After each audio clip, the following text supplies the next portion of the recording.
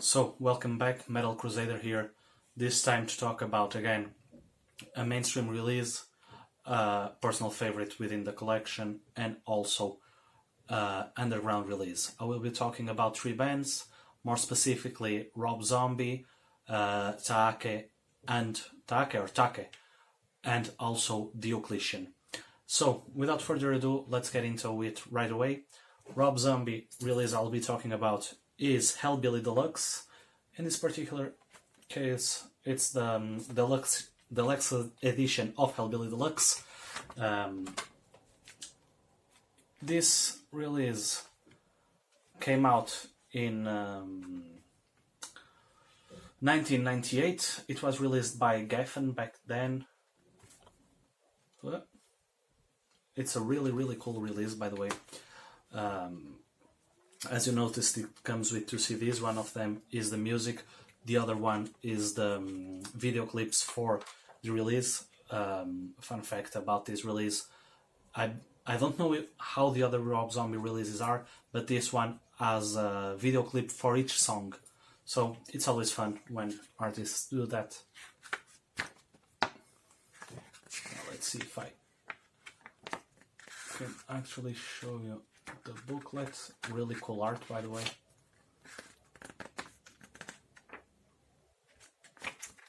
Okay.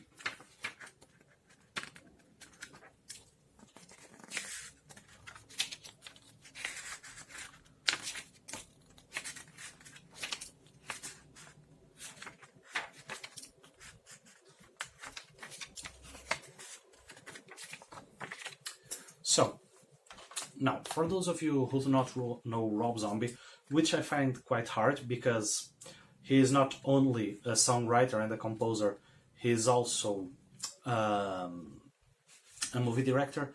For those of you who do not know, this was the guy that made House of 1000 Corpses, The Devil's Rejects, and the remake of Halloween 2. Not sure if he did, however, do the remake of Halloween 1. Not sure if that was done by Rob Zombie. About the music, much like his videos and his heart outside music, he does a lot of horror-oriented music. Actually, I don't know what started first, if the video stuff or the music stuff. I know that House of 1000 Corpses, which is his first movie, was released as quite late. He was already on the second or third release of Rob Zombie as a musician.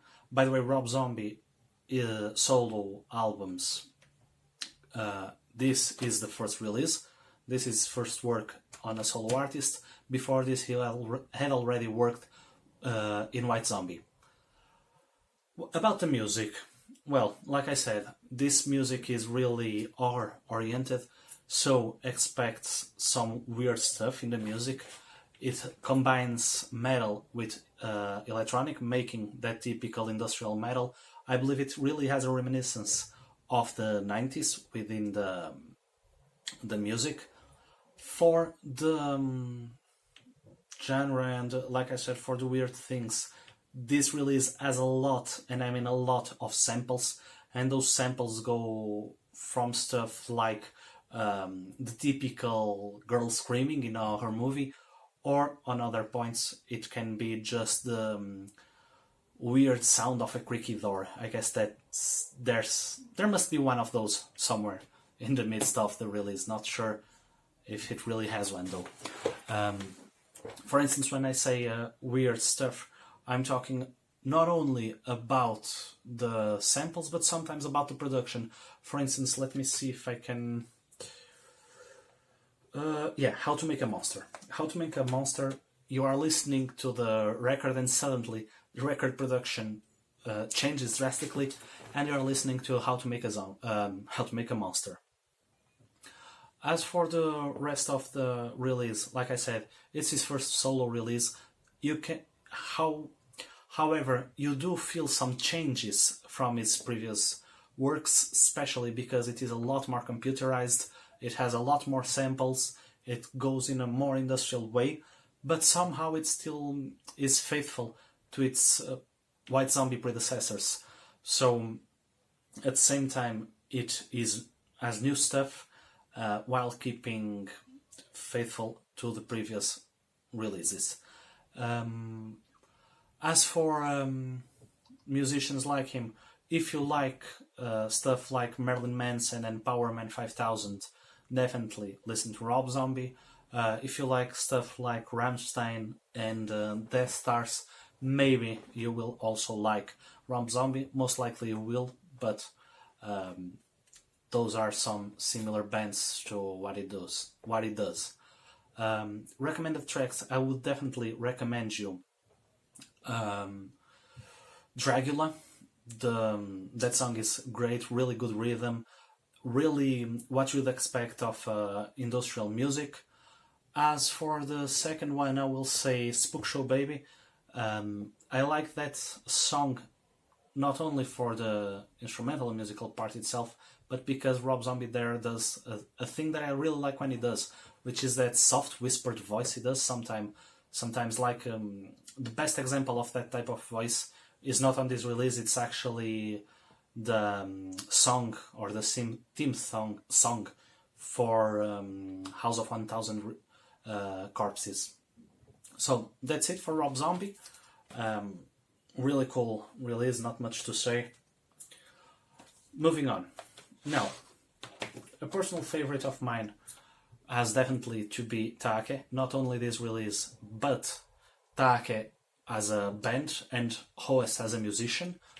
And this release is Noregs Vapen. Noregs Vapen was released by Svarte Kunste back in 2011. Going to show you the booklet. This booklet is quite interesting, not because of how it is, because as you can see it's a really simple booklet, but what this booklet has that I find interesting is that the lyrics are written with runes. So although it's a simple booklet, he found a way to place a little twist in it. So for the release, first and foremost, let me show you something. This is a list of guests within the release. Really a lot of guests. Amongst them is Nocturno Culto. He participates on the first song, Nocturno Culto. For some of you who for some reason never heard of him, which I find quite difficult, he's from Dark Throne. He participates in this on the opening track. As for the release itself, it is a release with a really good production, at least for a black metal project, because, well, it's still black metal production, but it's well produced for a black metal release. Listen and you will understand what I mean. As for Hoest, like always, he does not disappoint, he does not let you down. Hoest not only is an amazing composer, and an amazing musician, but he also is, in my opinion, an incredible vocalist. He can, in this release, you will listen to his traditional grunts and shrieks, sometimes even some almost clean vocals, clean for black metal. It's not clean like, let's say, Leprous, for instance. No, it's not like that. It's clean for a black metal scene. For the instrumental sound, I would say definitely a really folky vibe with lots of melody. This release also had some controversy back then because this release has two songs that actually there are three songs who create some controversy. However, I will talk only about two of them, being one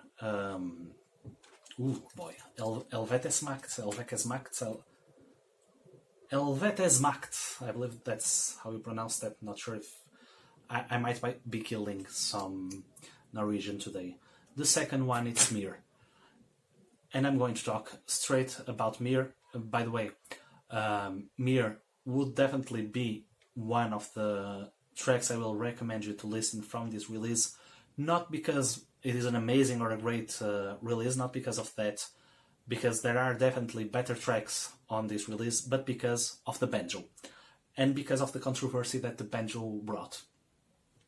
Look, I know a lot of you really hated that banjo, and to be honest, I don't know if the song would be better or worse without the banjo. What I do know is that he's there. I mean,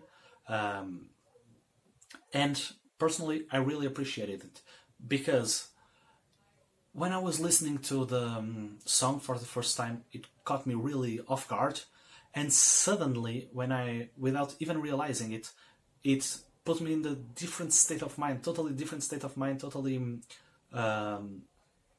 different vibe. It drastically changed the music, and the way the music made me feel. I don't know if you guys get what I mean, but I really like the fact that he explored this type of music and this type of instruments within the release. So, summing it up, as for Taake and Norex Vapen, amazing record, really folky, sometimes melodic, sometimes cold, but it's in a certain way what you would expect of Norwegian black metal, but at the same time with some interesting twists and a really, really, really strong music, intense music at some points. I would recommend Taake for those of you who do not know Taake. I would recommend it for fans of stuff like Urgehal, and definitely for fans of Kampfar, because Kampfar also has that folky vibe without having the folk instruments within it.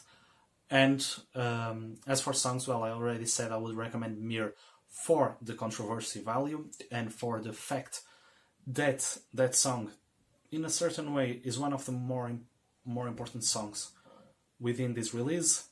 The other one, which is to me a piece of art, is Nordbundet, or Nordboundet. Bear with me.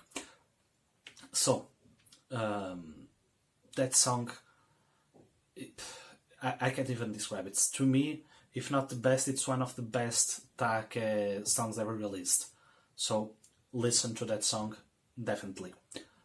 With this being said, I'm moving on now, this time to the underground. And for the underground, like I said earlier, I will be talking about Diocletian. In this particular case, the release I'll be talking about is Gassandrian, or Gassandrian. Actually don't know how to pronounce. Let me just show you. Can you? Yes. It's a really cool stuff and a really cool way to put your name on a cover. Yeah, there you have the... Actually, I don't know how that fist is called. It's basically their logo, I believe. It appeared on their... I believe that it was on their first full-length Doom Cult that it appeared. By the way, this is their... Correct me if I'm wrong, their third full-length. Really cool LP. This one was sold, I believe, with the description of transparent with orange and black splatter. I know I just described the colors, but I believe that was the way it was sold as. So, to talk about Diocletian, man, this release, and this band in particular, by the way, this release was put out by Osmose Productions, and it was released in 2014. So, like I said, to talk about this release, these guys are absolute beasts on what comes to playing music, and this release gives no quarters, accepts no surrender, and it just blasts its way through. The first song, Might Fool You, it starts with a slow-paced intro, almost a doomy vibe, but once it starts, trust me, you will get no rest. You will just be constantly punched in the face by this extreme violence. This release, it has a huge wall of sound that whenever the wall of sound comes down and the guitar starts to slow down, you know you're going to be punched even harder. And fun fact for me is that whenever the music does slow down, whenever the guitars do slow down, the drum fills don't. The drum fills just go insane. You're just being constantly blasted and constantly punched by an extreme amount of violence in music, and it is amazing. It is just amazing what this release does to you. Talking about musical feel and what this release makes me feel like, interesting enough, although it is relentless, although it is always fast-paced, I would say that this release really has quite a doom atmosphere, or a doomy atmosphere, or a doomy vibe, however you want to call it, because the density of the bass, the density of the guitars, the distortion itself, it's like you would expect on a doom release, and it's something I find interesting on these guys, is, for what I understood, they do this quite a lot, which is, they would take that type of distortion and that type of density and weight that you would expect on a slow band to take advantage of, and they do it 100 miles per hour. They just go non-stop. So that's really it about this release. It's amazing, with some groovy moments, some amazing, like I said before, some amazing moments where it slows down. There is like a moment to catch your breath, and then you're hit in the face again. You're constantly being struck, like I said before. And it makes this release amazing, in my personal opinion. I know a lot of you probably aren't into this genre in particular, into this type of metal, which is war metal. To me, it can have some wonderful things and some wonderful hidden gems, and Diocletian is definitely one of them. So with this being said, I would definitely recommend Diocletian to fans of Blasphemy and Revenge. If you like those two bands, sure, try these guys out. You will probably like it. As for tracks, I would recommend Zealot's Poison, and how is that one called? God damn it! Summoning Fear. Summoning Fear is actually a good example of a song where the guitars sometimes slow down. Not a lot, but sometimes they do slow down. So, with this being said, that's it for today. Hope you guys enjoyed. If you did, please like, share, and subscribe. See you on the next video. Until then, keep your horns up.